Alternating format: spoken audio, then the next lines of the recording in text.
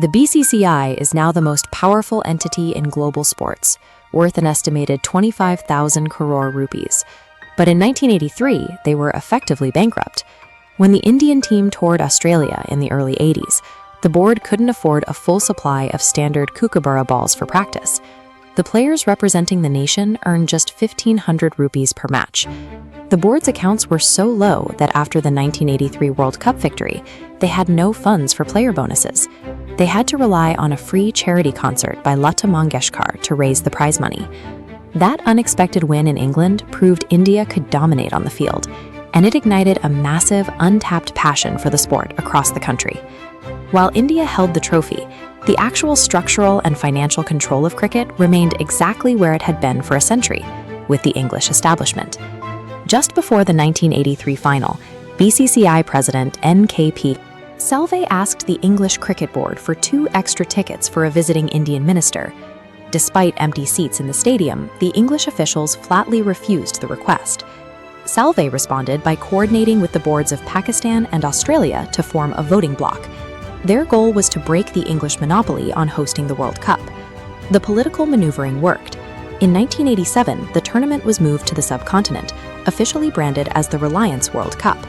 However, the BCCI still lacked the capital to host such an event independently. They had to rely on a massive corporate injection from Dhirubhai Ambani to cover the guarantees and logistics. Moving the World Cup was a significant political coup, but it revealed a hard truth. The BCCI had seized the crown, but they didn't yet own the treasury.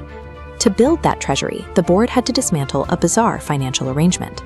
In the late 80s, the BCCI actually paid the state broadcaster, Doordarshan, 5 lakh rupees per match just for the airtime to show the games. Jagmohan Dalmia challenged this in court. He argued that the BCCI, as the organizer, owned the rights to the footage of their matches.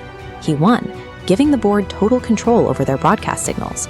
This legal victory arrived as India's 1991 economic liberalization brought a wave of foreign brands into the country, all looking for a way to reach the new middle class.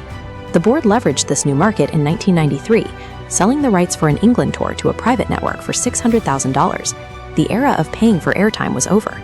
As television sets spread across the country, advertisers realized that cricket was the only reliable way to capture the attention of hundreds of millions of people at once.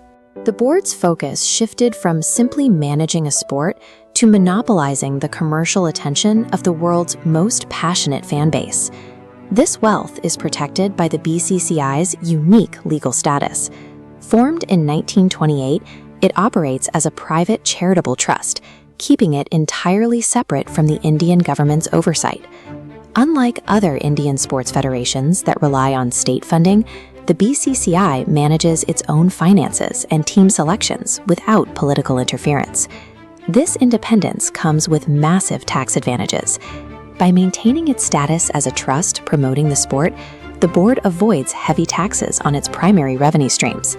This structure allowed the BCCI to stockpile wealth and operate with the speed of a corporate monopoly, far outpacing any state-run utility. In 2008, the BCCI launched the Indian Premier League, a franchise model that fully integrated the sport with primetime entertainment. This chart shows the growth of media rights revenue.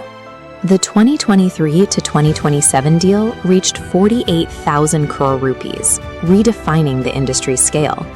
To sustain this value, the board enforces a walled garden strategy. Active Indian players are strictly forbidden from playing in foreign leagues.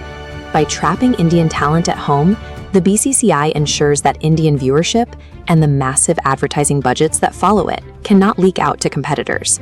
The IPL is a closed economic system, where the BCCI holds the only key to the world's most valuable cricket audience. This monopoly has created a state of global dependency. Today, boards in England and Australia rely on playing India just to balance their annual books.